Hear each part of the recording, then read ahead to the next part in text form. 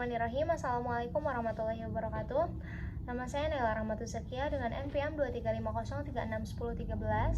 Sebelumnya saya ucapkan terima kasih kepada dosen pengampu mata kuliah Bahasa Indonesia, yaitu Ibu Cucun, karena sudah memberikan kesempatan bagi saya untuk memaparkan mengenai materi komunikasi efektif. Baik, langsung saja. Komunikasi efektif. Nah, apa itu komunikasi efektif? Komunikasi efektif ialah proses penyampaian pesan yang dilakukan dengan jelas, tepat, dan juga dapat dipahami oleh penerima pesan.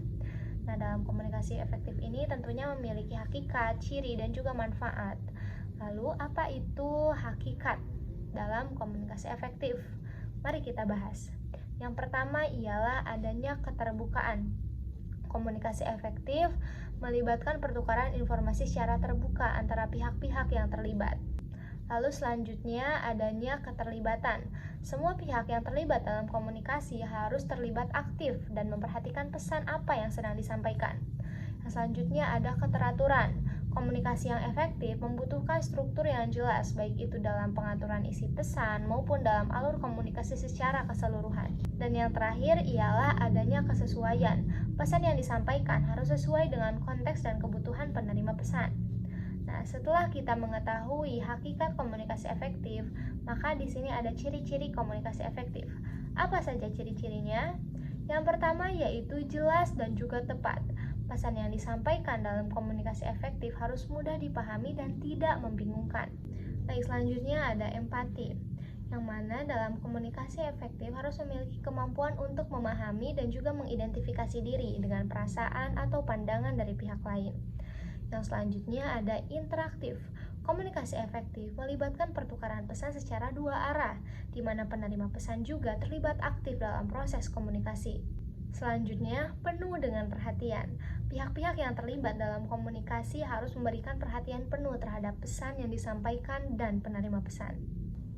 Dan yang terakhir ialah memperhatikan konteks.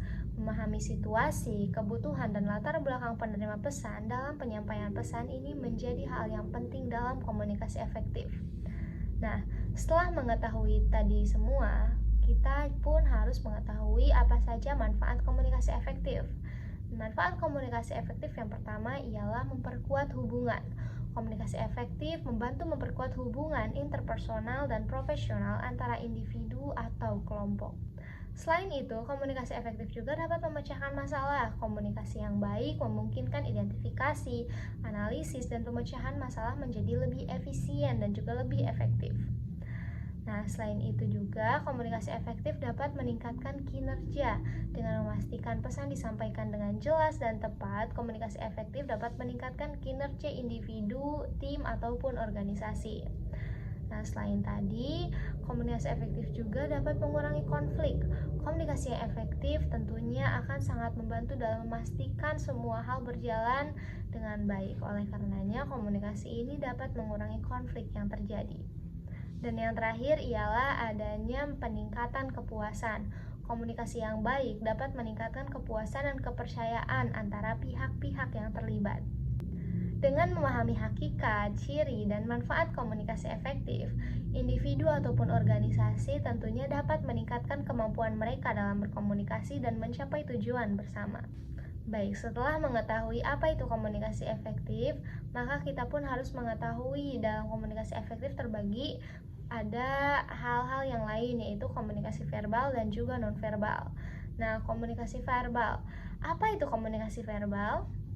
Komunikasi verbal ialah komunikasi yang melibatkan penggunaan kata-kata, baik itu secara lisan maupun tertulis, dalam menyampaikan pesan. Nah, dalam komunikasi verbal ini tentunya terbagi dalam beberapa jenis. Yang pertama ialah komunikasi lisan.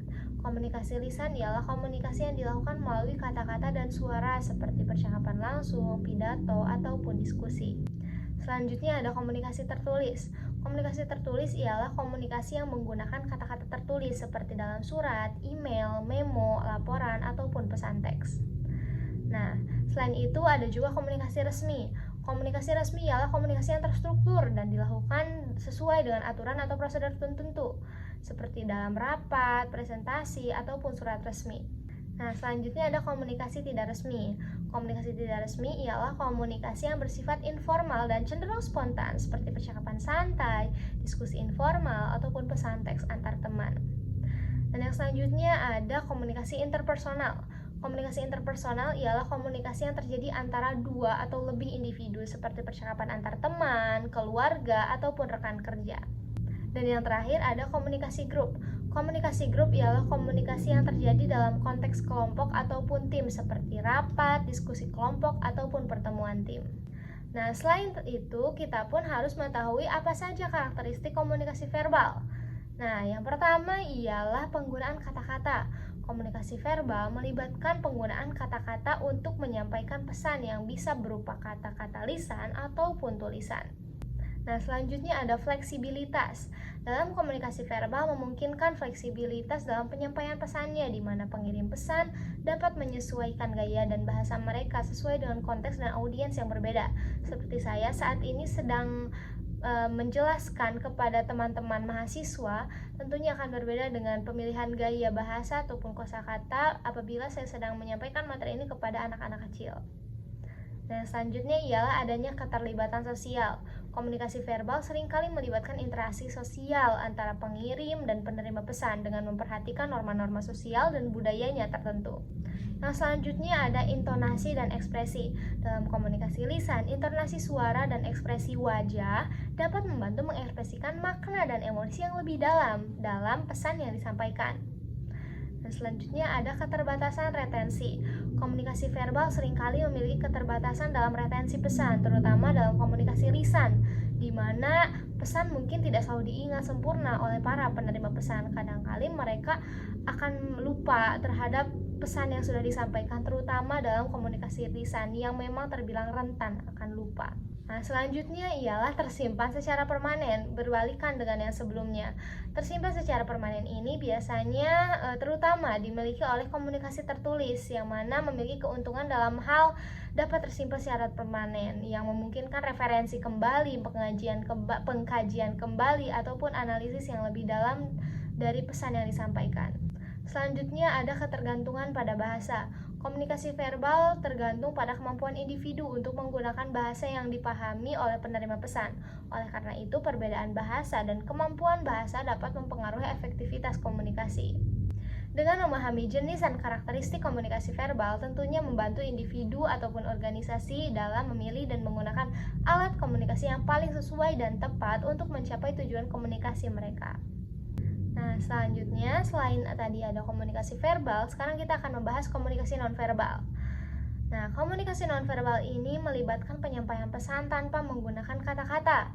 Ini bisa melibatkan berbagai elemen yang lain seperti bahasa tubuh, ekspresi wajah, gerakan fisik, postur tubuh, intonasi suara, atau bahkan lingkungan sekitar.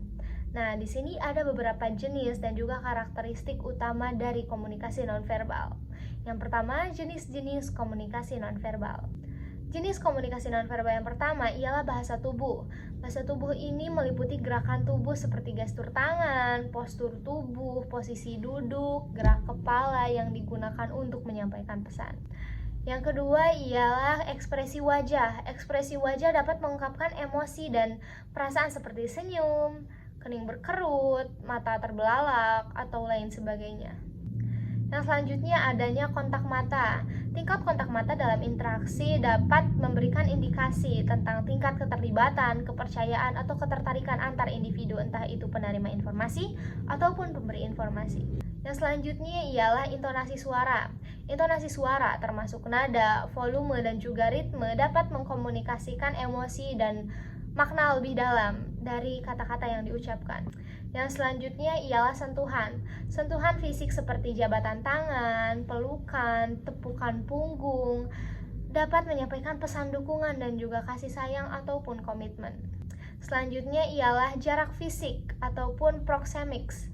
Nah, jarak fisik antara individu dalam interaksi dapat mengungkapkan tingkat keintiman, kepercayaan, ataupun kebutuhan untuk ruang pribadi. Selanjutnya ialah ekspresi seni dan juga budaya. Seni visual, musik, tarian, dan ritual budaya juga dapat menjadi bentuk komunikasi nonverbal yang kuat dalam menyampaikan makna dan juga nilai. Nah, selanjutnya ialah ada penampilan fisik.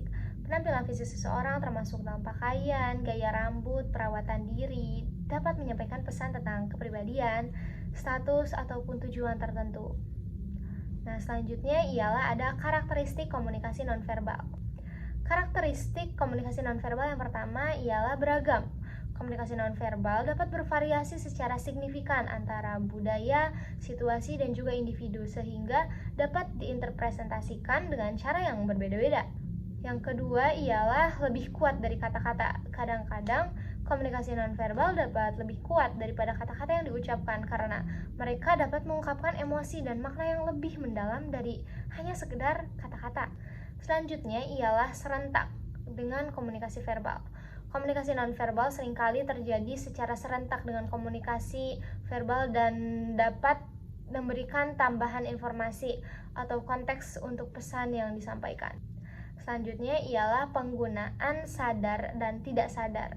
Individu dapat menggunakan komunikasi nonverbal secara sadar untuk mempengaruhi persepsi orang lain ataupun tidak sadar sebagai respons alami atau spontan terhadap suatu situasi ataupun emosi. Yang selanjutnya ialah mudah terlihat dan sulit dipalsukan.